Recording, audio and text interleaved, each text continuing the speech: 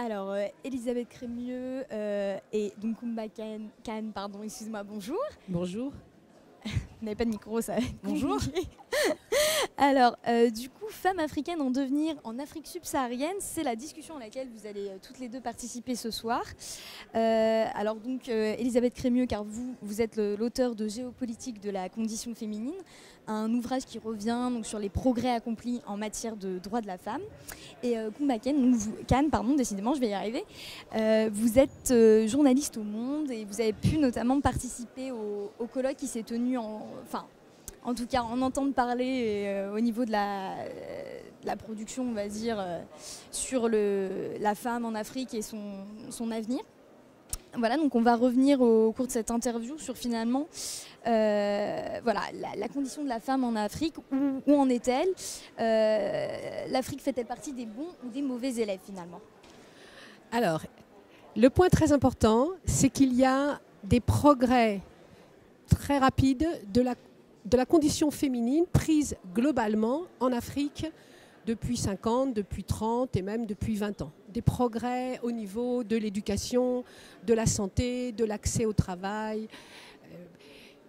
Mais on part de si bas. La situation des femmes dans beaucoup de pays africains est tellement mauvaise au début, disons dans les années 50, qu'il y a encore beaucoup de progrès à faire pour qu'on puisse considérer que la condition féminine en Afrique est satisfaisante. Sachant que cette généralisation, je pense que Koumba va en parler, est évidemment abusive. Oui, je pense que, étant donné qu'il y a une cinquantaine d'États avec des différences régionales, même au sein d'un même pays, il peut également y avoir des situations différentes. Donc, c'est un thème très large qu'on a décidé d'aborder ce soir. Mais c'est sûr qu'il faut garder à l'esprit que la situation est très différente d'un endroit à un autre. Alors, puisque justement vous dites que la situation est différente, on peut souligner un paradoxe déjà qui est le cas dans plusieurs pays. Au Rwanda, par exemple, 51 des membres de l'Assemblée nationale sont des femmes sur 80, donc ce qui est quand même une proportion énorme par rapport notamment à des pays européens. Voilà, on s'est souvent dit que voilà, l'Europe c'était les pays les plus avancés en matière d'égalité des sexes, et pourtant on observe que peut-être certaines politiques sont plus efficaces en Afrique en tout cas. Alors, je ne sais pas si les politiques sont plus efficaces en Afrique, je vous trouve bien optimiste. Alors, c'est sûr qu'il y a des paradoxes et qu'on trouve en Afrique des pionnières, on trouve des femmes qui font des parcours remarquables en politique, qui font des parcours remarquables comme chefs d'entreprise, qui font des parcours remarquables comme artistes. Donc, je me fais un plaisir de citer Aminata Traoré, la Malienne, qui est une entrepreneure, qui est une femme politique, qui intervient dans le débat public, mais aussi des femmes plus jeunes comme, comment s'appelle-t-elle déjà, Daïb, Fadoumo Daïb. Voilà, somalienne, candidate aux élections présidentielles en Somalie, vous voyez, qui est d'ailleurs menacée de mort. On peut citer les commerçantes, parce qu'il y a une tradition de commerce chez les femmes africaines, comme les fameuses Nana Benz, dont on parlait beaucoup à une époque au Togo. Donc il y a des femmes qui depuis longtemps en Afrique s'autonomisent, et donc on en trouve en politique. Et maintenant vous avez des femmes chefs d'État, des femmes chefs de gouvernement, des parlementaires comme au Rwanda. Et donc Koumba signalait qu'au Rwanda, la prépondérance des femmes au Parlement n'est pas une conséquence du génocide de 1994, puisque c'était déjà vrai avant. Maintenant, peut-être qu'il ne faut pas que ces pionnières nous cachent que la situation de beaucoup de femmes en Afrique reste quand même marquée par une tradition de, comment pourrait-on dire, de soumission, d'infériorisation. Une situation où le patriarcat domine. Ce que Catherine Cockry-Widrowicz, dont nous regrettons l'absence, appelle la prééminence masculine. Et elle dit même que les progrès des femmes entraînent chez certains hommes des réactions très violentes.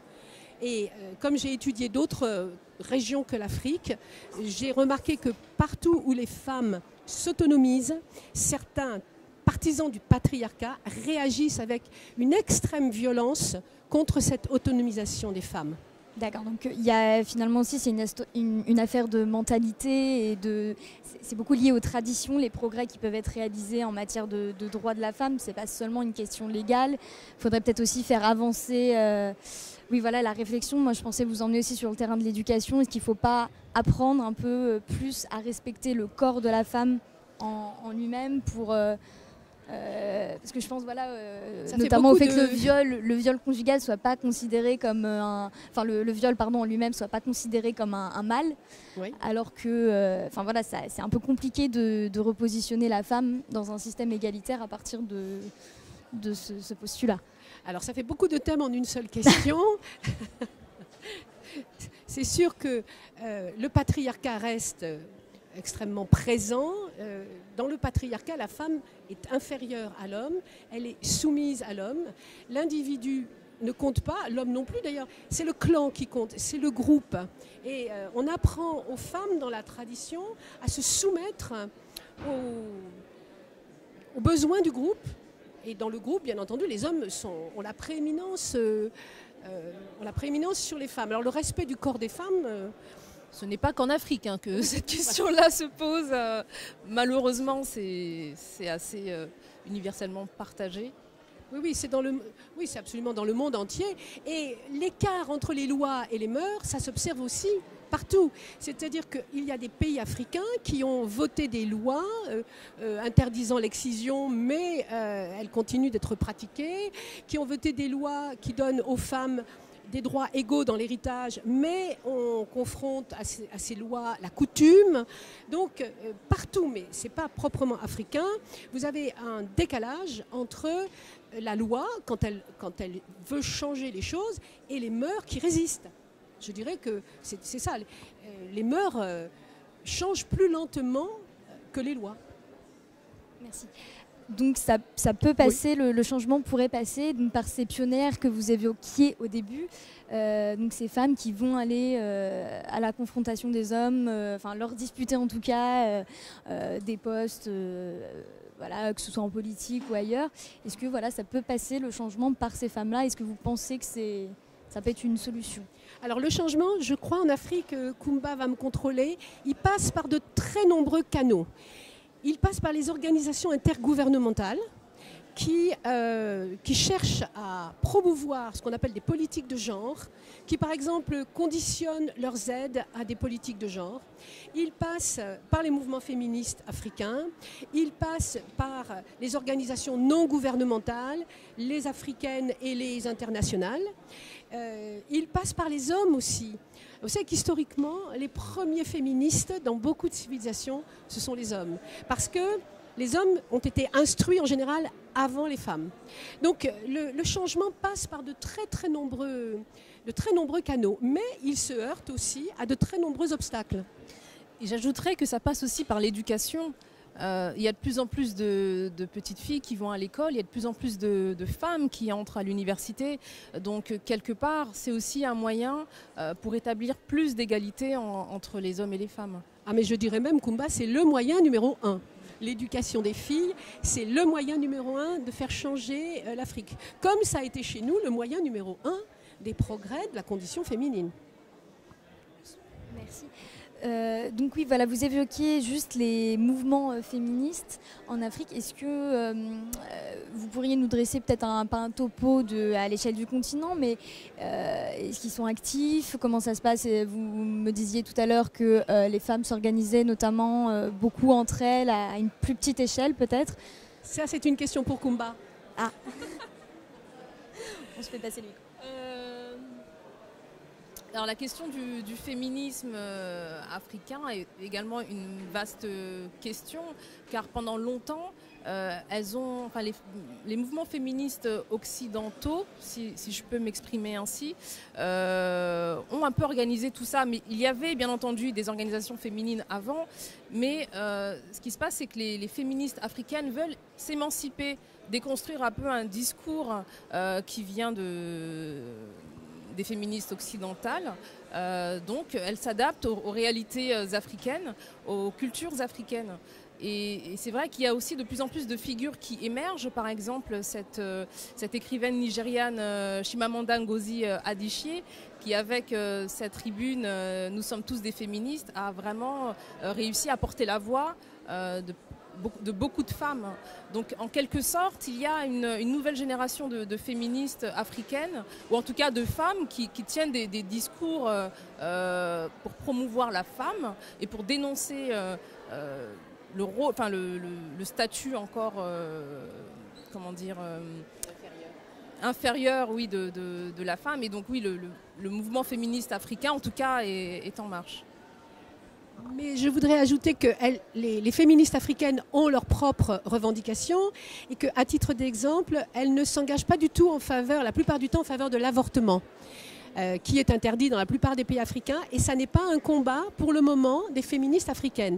Elles s'engagent dans le combat pour la contraception, mais pas dans le combat pour l'avortement. Et elles expliquent que c'est totalement contraire aux idées de la plupart des Africains. Elles ont leur propre agenda, si on peut dire, leur propre priorité. Et elles ne sont plus sous la domination, pourrait-on dire, intellectuelle des féministes du Nord, dont certaines étaient légèrement, on pourrait dire, autoritaires presque, hein, un petit peu paternalistes, néocolonialistes. D'accord, donc si je résume ce que vous m'avez dit, c'est qu'il y a quand même vraiment comment dire, on va vers un mieux en tout cas en Afrique en ce qui concerne les droits des femmes. Et il y a donc énormément de mouvements féministes qui s'organisent et qui finalement sont actifs, ce dont on ne se doute pas forcément. Et moi je me posais la question, donc ce soir à la discussion que vous allez avoir, vous allez revenir donc sur ce parcours des femmes, vous allez... qu'est-ce que c'est finalement moi le titre m'intrigue un petit peu, Femmes africaines en devenir. Pour vous, le continent, est-ce que ça passe... Voilà, ma question c'est, est-ce que ça va passer par une... comment dire, comme le dit Le Monde dans son colloque, est-ce que la pauvreté va être réduite? Est-ce que la croissance va s'améliorer grâce aux femmes? Est-ce qu'elles peuvent être un moteur le monde croit beaucoup en elles en tout cas. Femmes en devenir, oui, parce que d'après les économistes, d'après les bailleurs de fonds, la femme africaine est aujourd'hui l'avenir du continent africain. C'est une richesse qui est inexploitée. Et pourtant, les femmes apportent beaucoup aux économies africaines. Par exemple, au Ghana ou encore au Nigeria, il y a plus de femmes entrepreneurs que d'hommes. En Côte d'Ivoire, il y a 60% de femmes entrepreneurs. Mais voilà, elles sont marginalisées, ou en tout cas, leur force, leur potentiel n'est pas exploré comme il le faudrait. Donc d'où le titre, parce qu'on est effectivement peut-être à un tournant de l'histoire où les femmes africaines vont commencer à prendre de plus en plus leur place, même si elles le font déjà, mais avec l'économie comme ressort, ça peut aussi être un formidable levier de croissance pour le continent. Il y a interaction entre l'amélioration de la condition des femmes et la croissance. C'est-à-dire si vous améliorez la condition des femmes, si vous les instruisez, ça a une conséquence positive sur la croissance. Et si les pays africains sortent de la pauvreté, ils peuvent encore améliorer l'éducation des femmes. On est dans une espèce de cercle vertueux. Et il y a vraiment un lien entre les deux, comme sur tous les autres continents. Mais quand on parle de femmes en devenir, il ne faut pas oublier non plus que vous avez actuellement en Afrique des femmes qui vivent dans des situations absolument dramatiques, puisque vous savez bien que l'Afrique, vous avez certaines régions africaines où il y a encore des guerres civiles.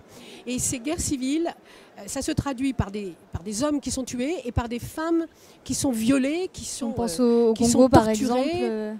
Et je suis allée voir récemment un film qui passe et qui s'appelle L'homme qui répare les femmes. C'est le docteur Mukwege qui se dévoue dans l'est de la République démocratique du Congo. Et donc, c'est vrai que globalement, la condition des femmes en Afrique s'améliore, mais vous avez des points noirs et des régions où elles sont en enfer, pourrait-on dire. Où elles sont plus vulnérables. ce sont les plus vulnérables face aux guerres, etc. Donc c'est vrai que c'est important de le rappeler, le travail que fournit le docteur Mukwege au péril même de sa vie illustre bien aussi ces résistances et la condition très très difficile des femmes dans les zones de conflit. Et le fait qu'il y a des hommes qui y sont très sensibles. Oui. Alors bon, le mot de la fin du coup sur ce film qu'on vous conseille d'aller voir parce qu'il est vraiment très très bien. L'homme qui répare les femmes, ouais, voilà. Et en même temps que vous le Denis voyez soigner des jeunes filles, consoler des jeunes filles, vous voyez aussi la vie, vous voyez la beauté des paysages naturels qui sont absolument sublimes, et vous voyez au passage la dureté de la vie de ces femmes qui portent des paquets énormes sur leur dos, des paquets énormes sur leur tête. Vraiment, c'est un film, à mon avis, à voir de toute urgence. Eh bien, merci beaucoup en tout cas pour votre participation.